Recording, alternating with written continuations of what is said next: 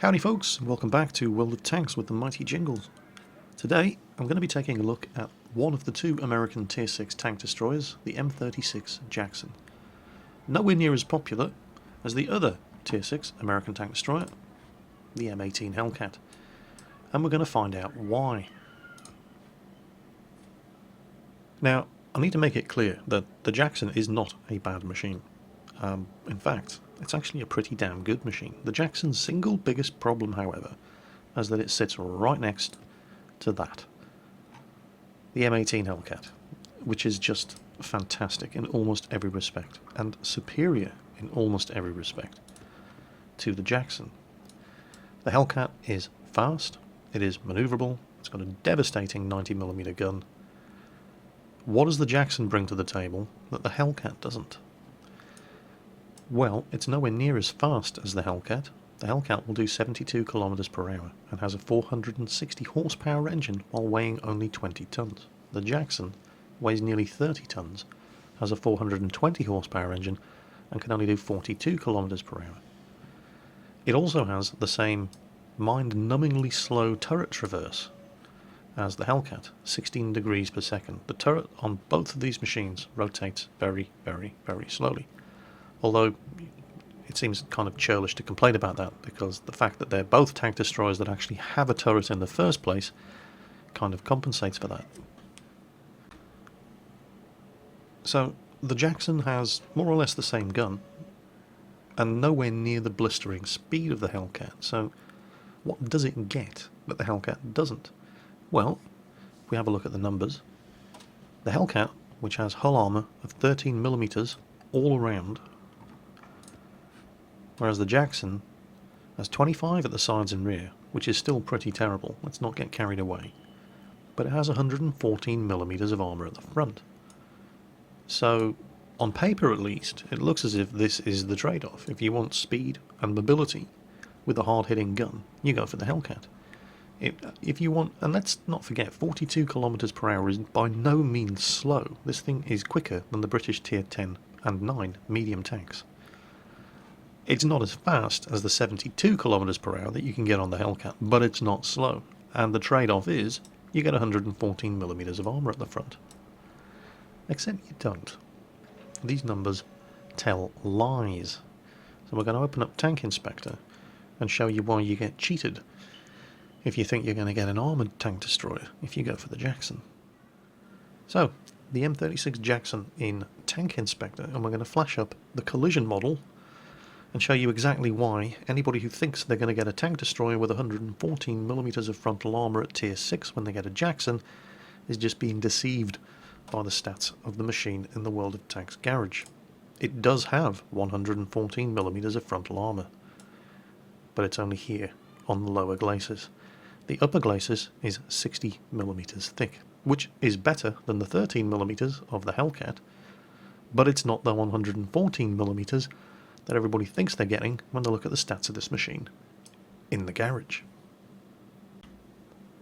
To be completely fair to the Jackson, however, when this thing is top tier, if you're in a Tier 6 game, that 60mm of armour, it is very, very well sloped. And the effective thickness from the front is more like 90mm. So you will bounce shots from the front when you're getting shot at in this thing, if you're in a Tier 6 maximum game. However, you really, really don't want to be exposing anything other than the turret of this machine, in exactly the same way that you play the Hellcat, because of the incredibly troll spaced armour gun mantlet on both of these machines. It's 75mm of spaced armour, and in this thing, as with the Hellcat, I have bounced countless Russian 122mm gun shells by only exposing the turret of this machine and watching the shots bounce harmlessly off the gun mantlet. But that's something that the Hellcat does just as well as the Jackson. So the fact that this thing has 114mm of armour on the lower hull only is not really that much of an advantage, and doesn't really compensate, in my opinion, for the fact that this thing can only do 42 km per hour, whereas the Hellcat can do 72 km per hour. And they both have exactly the same 90mm gun. The firepower, the DPM on both machines is exactly the same, but the Hellcat is way faster than the Jackson. And since the armour on both of the machines is actually pretty terrible, the armour advantage of the Jackson, well, it isn't really an advantage at all. So next, using the M18 Hellcat as a reference machine, we're going to compare the statistics of the Jackson to the Hellcat. And it's a pretty grim story. In almost every category, the Hellcat is either equal to or superior to the Jackson, with two relatively minor differences, and that's to do with the gun. Now, while they both use the 90mm AT gun M3, and the stats of the guns in the garage in World of Tanks are 100% identical, you do actually get a slightly better version of that gun on the Jackson. And it's different in two respects. And it's to do with the aiming circle spread. The amount that your aiming circle disperses after you've fired a shot, which is better on the Jackson than on the Hellcat, and the amount that the aiming circle disperses while the vehicle's moving at full speed, which is significantly better on the Jackson than on the Hellcat. The Jackson is a much, much better machine at firing on the move. But then again, it probably should be, because it moves almost half as slowly as the Hellcat does. And those are your only real two advantages if you decide to pick the Jackson over the Hellcat. The Hellcat, in almost every respect, is just a far superior machine. Armour-wise, it even has a better armoured turret. The side of the turret of the Jackson is 25mm. The rear, I think, is also... well, it's 57mm at the rear, although 25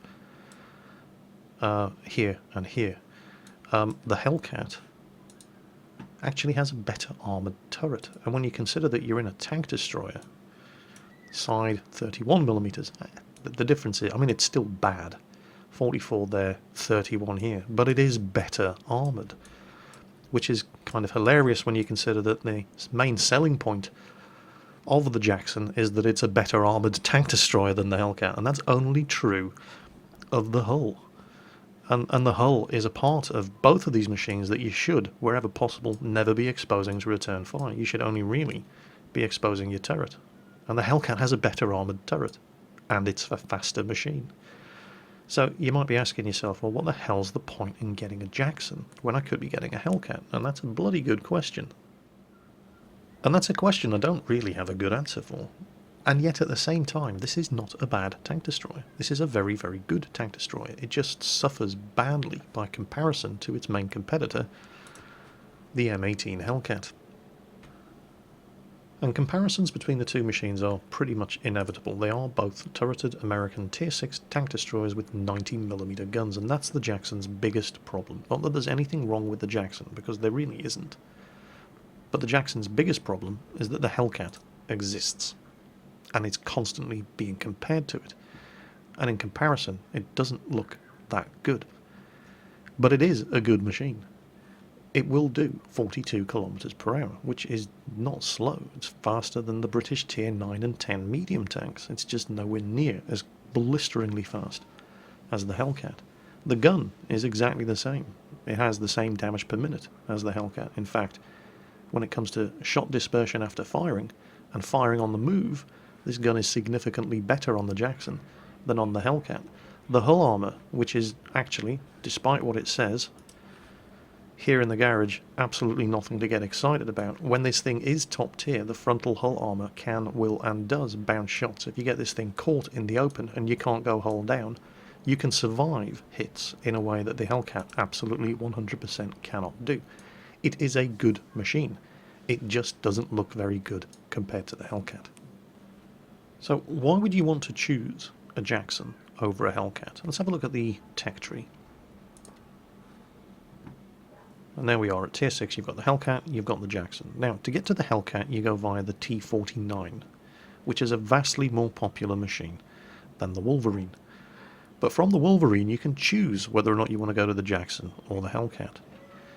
And carrying on down the turreted, because despite the fact that both the Hellcat and the Jackson have turrets, the Jackson is the last American tank destroyer in this tech tree line to actually receive a turret.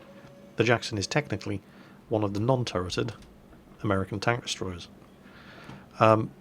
From the Hellcat, you go to the T25-2, the T28 prototype, T30, down to the T110E4. These machines all have turrets. However, once you reach the T28 prototype, you can then choose to skip sideways and go down the non-turreted American tank destroyer line via the T28, the T95, and the T110E3, and skip completely the Wolverine, the Jackson, and the T25AT. So, even if you do like the idea of going down the non-turreted American tank destroyer line, you don't need to go down the non-turreted American tank destroyer line to get there. You can skip sideways from the T28 prototype. So there seem to be an increasing number of reasons to not bother with machines like the Wolverine, the Jackson, and the T25AT. And yet, if we were to go to my service record and attempt to find... This may take some time. I might have to edit this part of the video. Right, here we go. Stats in the Hellcat and the Jackson. Now, I've played a significantly larger number of games in the Hellcat than the Jackson because I've had the Hellcat for longer. And don't pay too much attention to stats like here. The 65% win rate in the Hellcat or the 75% win rate in the Jackson. Those numbers are artificially inflated due to platooning. I've played a lot more games platooned in the Jackson than I have in the Hellcat. But instead, look at individual battle performance of the two machines, and you're going to see some surprising numbers. For example, in the Jackson, I have managed to make 7 kills in one game, whereas in the Hellcat I've only done 6. The maximum damage in a game, which is only recorded from patch 8.8 on, 1752 in the Hellcat. I've actually done better than that, 1872 in the Jackson. Vehicles destroyed in 41 games. I've got 55 kills in the Jackson and died 22 times, which gives a destruction ratio of 2.5 enemy tanks killed for every time I lose my Jackson. That's actually better than in the Hellcat. In the Hellcat, I've killed 176 tanks in 125 games, but died 72 times. Destruction ratio is worse, 2.44. So, in several key categories, I'm actually doing better in the Jackson than in the Hellcat, even despite the fact that the Hellcat is, beyond any real shadow of a doubt, a better machine. And that's really the only issue with the Jackson. Not that it's a bad machine, it isn't. It's a very, very good machine, but unfortunately for the Jackson, the Hellcat exists, and people will always be comparing the two, and the Jackson is never going to look significantly good by comparison with the Hellcat. Nevertheless, it's a good machine, you can get good results in this tank, and it's definitely worth playing, as we're going to see. So we joined the first replay a couple of minutes into the game. It's a standard battle on the Siegfried line, it's a tier 6 game. I'd initially parked the Jackson up on the hill, right over on the eastern flank. Tried to put my binoculars to use, spotting anybody coming down that flank, but there was nothing happening over there, nothing to shoot at, and far too many other friendly tanks clustering around that side, not doing anything really useful. So instead, I took the Jackson into the town. Now, street fighting in a Jackson, like street fighting in a Hellcat, is incredibly dangerous. Taking machines like the Jackson and the Hellcat into a street fight is definitely not their natural environment. These machines have excellent view range, they have very, very good 10 degrees of gun depression, and they have very, very bouncy gun mantlets.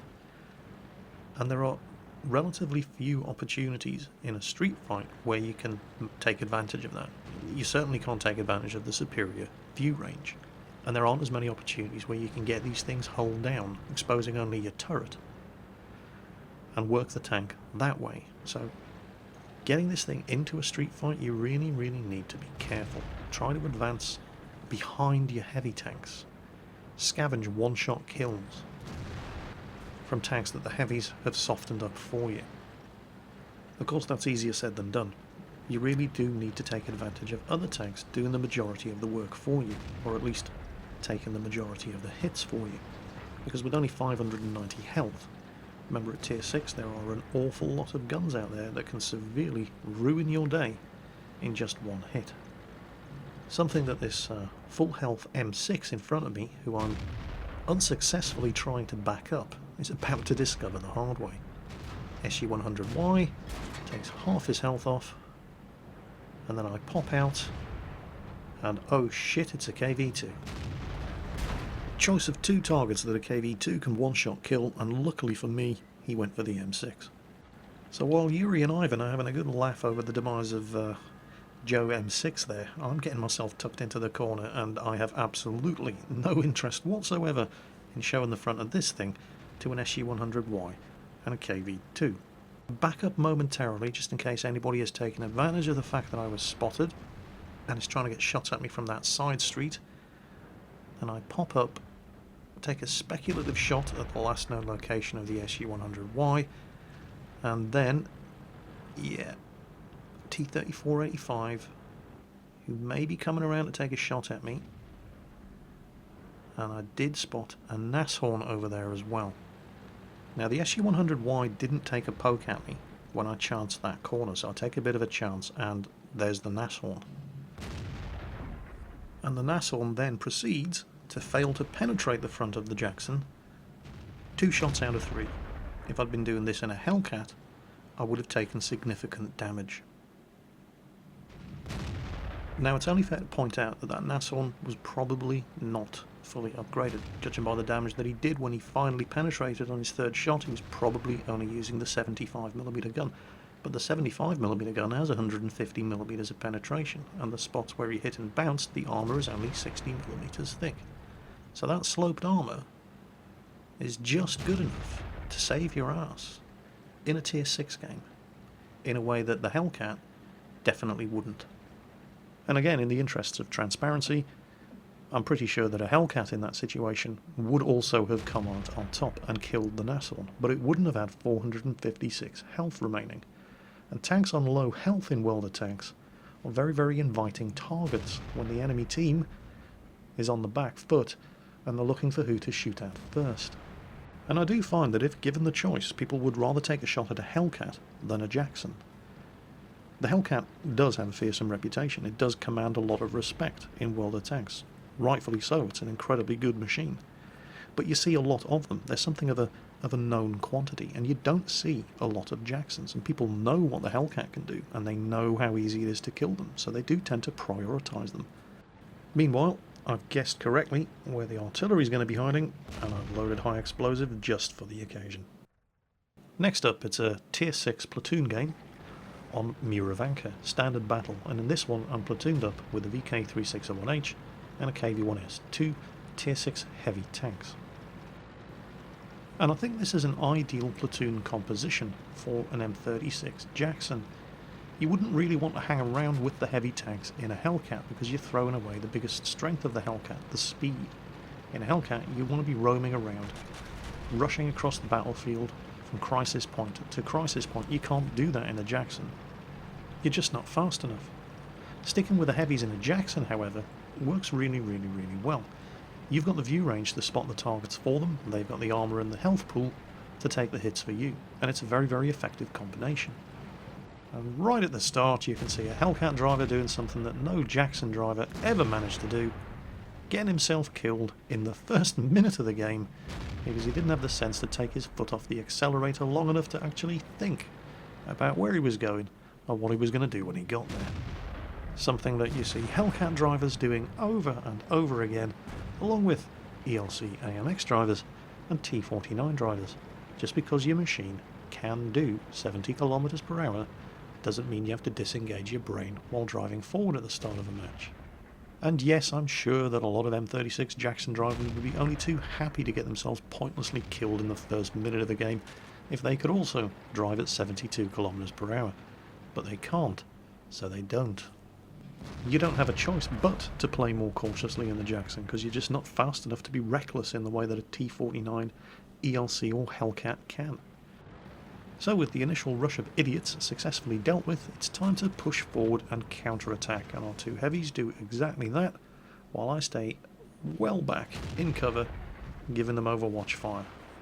It's important I don't stay too far behind them, however. I can't let them get too far ahead, because while they need to be up front taking the hits for me, but I need to stay close enough to them to not only be able to provide effective supporting fire, but in most situations where you platoon a Jackson with a tier 6 heavy, the Jackson is always going to have the better view range. So you're not only giving them supporting fire from just behind the front line, you also tend to be picking the targets out for them and allowing them to return fire as well. Russian Tier 6 heavies in particular, terrible, terrible view range, and platooning one of those with the Jackson is a very effective combination. And you could argue that you could do the same thing in a Hellcat. It's got the same gun after all, and it has exactly the same view range, but why would you want to limit the effectiveness of a Hellcat by tying it to the coattails of a bunch of Tier 6 heavies like the M6 or the T150 or even the KV-1S? It's so much faster than those machines. It's really not playing to the advantages of the Hellcat by platooning and playing it like this, whereas with the Jackson it's practically an ideal situation. Special shout out, by the way, I don't know if you just noticed it happen there. The Panzer III on our team just kamikazed the enemy T150 and killed him, which I thought was hilarious. Meanwhile, if you've been following the progress of this game, despite the performance of the platoon, the team is actually losing, and has been losing pretty much the entire game. And with enemy tanks threatening the cap circle, it probably won't come as a great surprise to you to see that the only tanks on the team with the common sense to A, look at the map, and B, do something about it were our platoon. Go on, Ike, kill him. Good boy. Right, that was Ike's third kill. Quickie Baby's on 2, I'm on 1. Despite the fact that we're losing, this is by no means over, and there's a potential brothers in arms here if we can farm some more kills.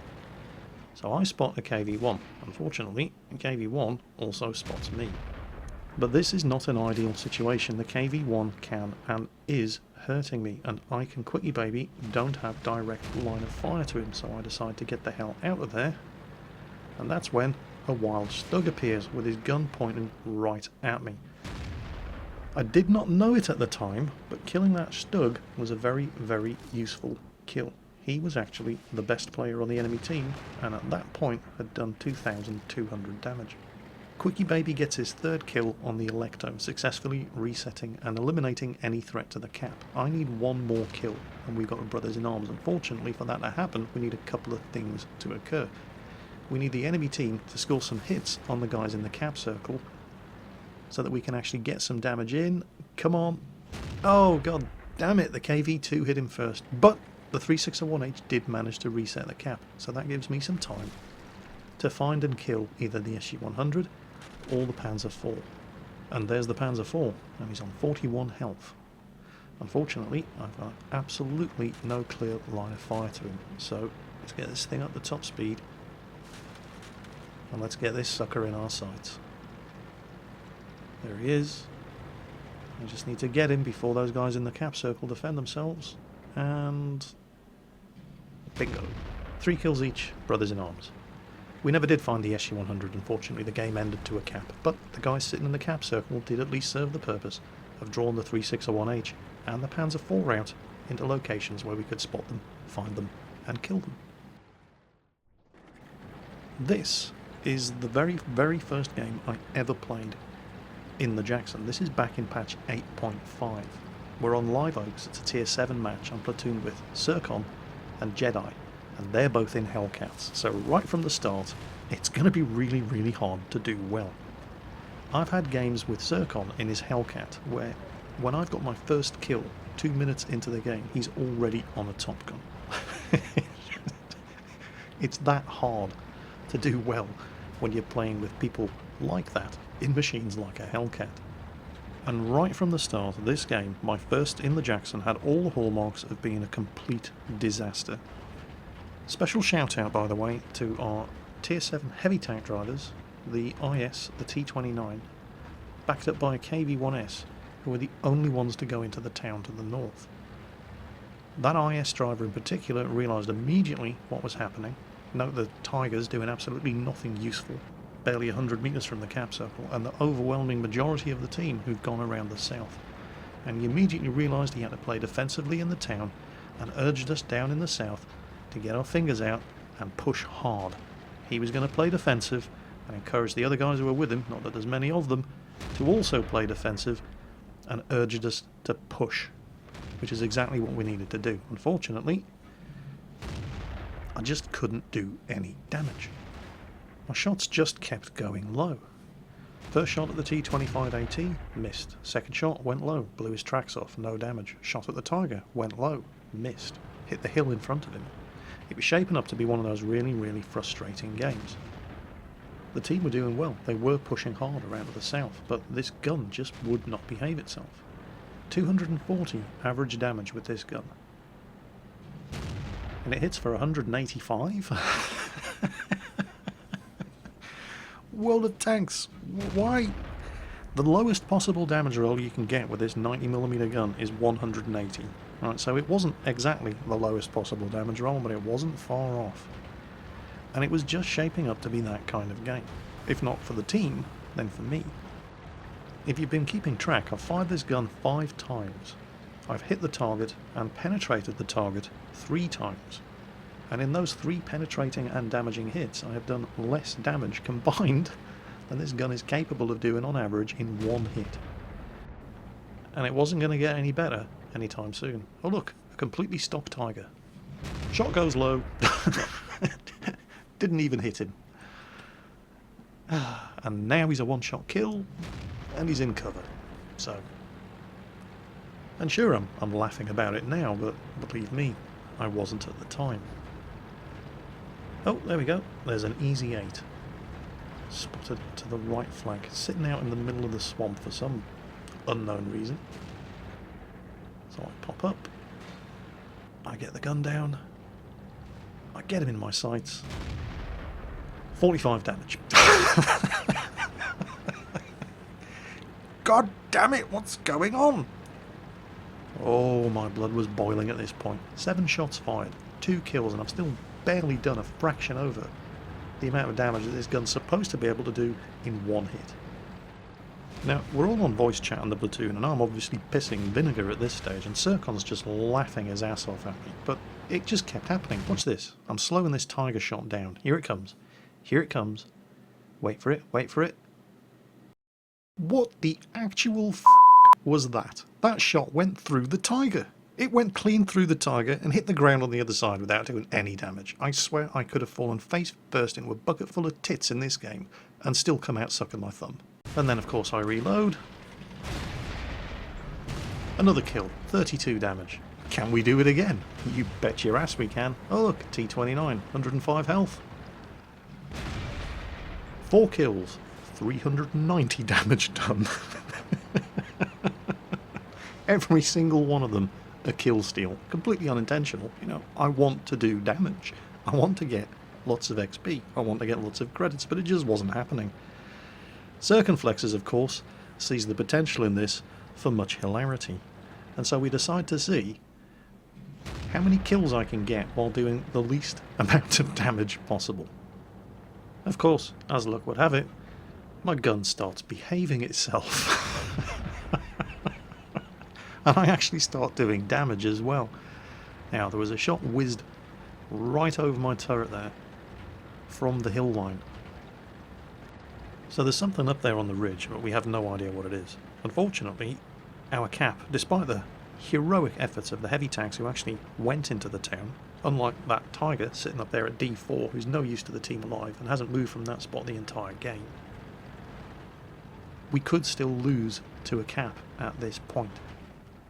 And that's when I spot the Black Prince. Now, I was trying to get into the spirit of things and see how many kills I could get with the least possible amount of damage, but I couldn't not shoot at the Black Prince from this angle and this range. But I would like somebody else to hit him once more, so I can secure the kill. And there's my Top Gun, with barely 1300 damage done. Now, if you can see Pointy-Head Jedi in the Hellcat on the map over there, to my left, he's being an absolute hero.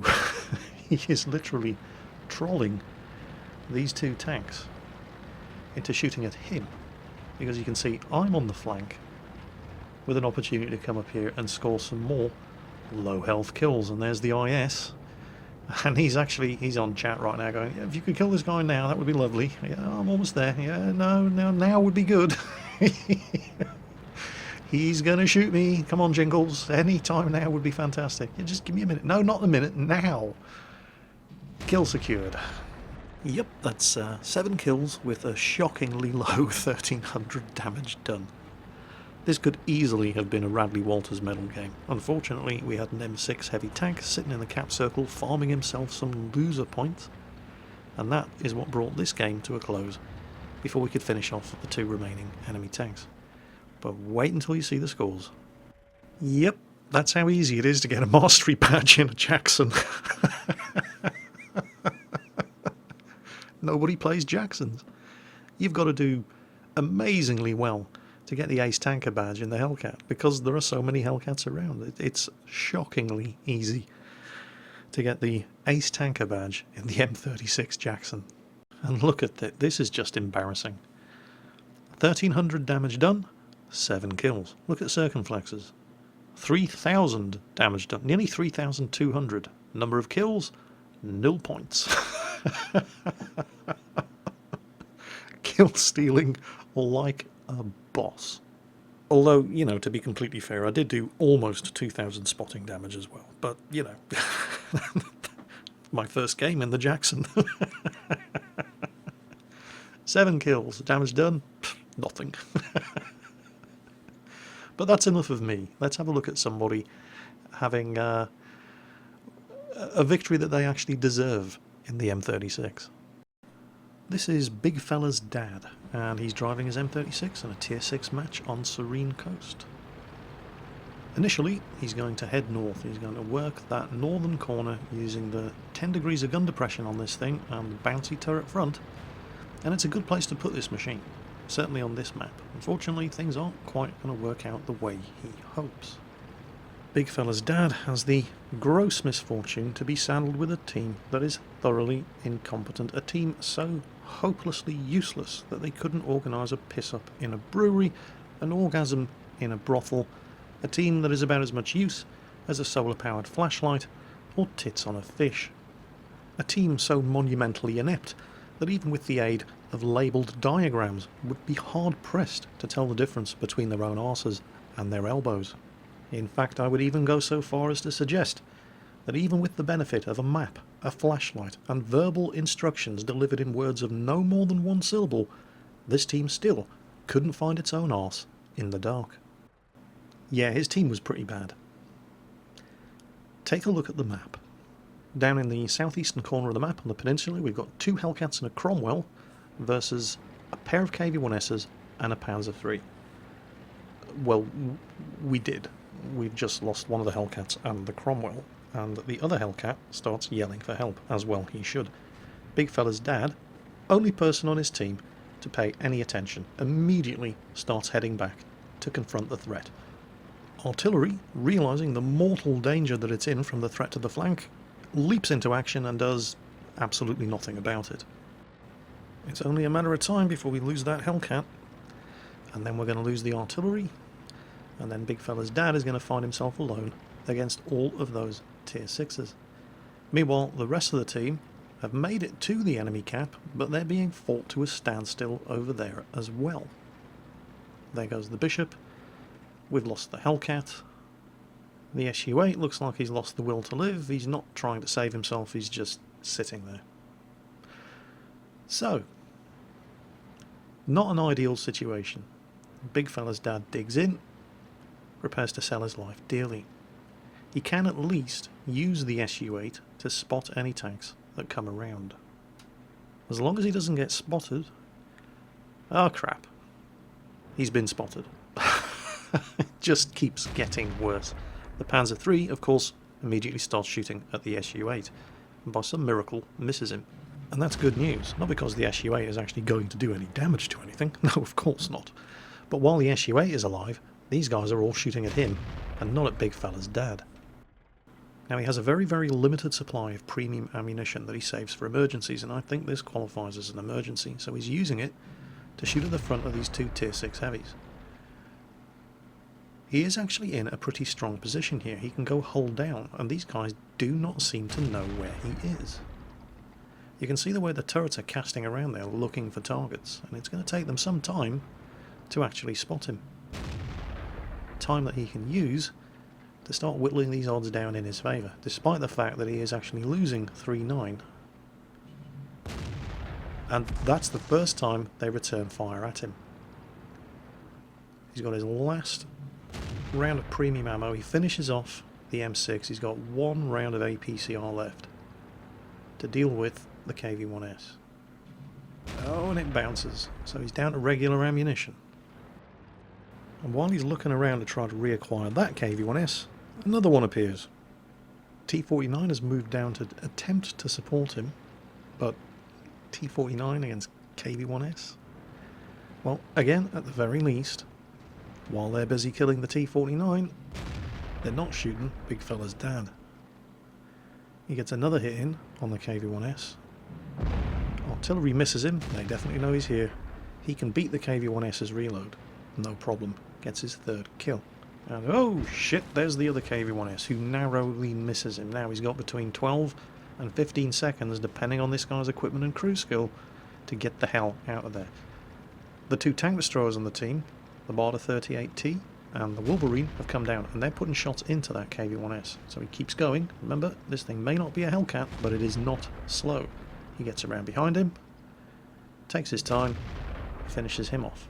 Of course, in the time it took him to get around there, the KV-1S feasted on the Marder 38T. And the T-34 on the team, who was doing nothing useful in the middle of the map, he just got his ass nailed as well. So now there's two of them against... well, just look at those odds.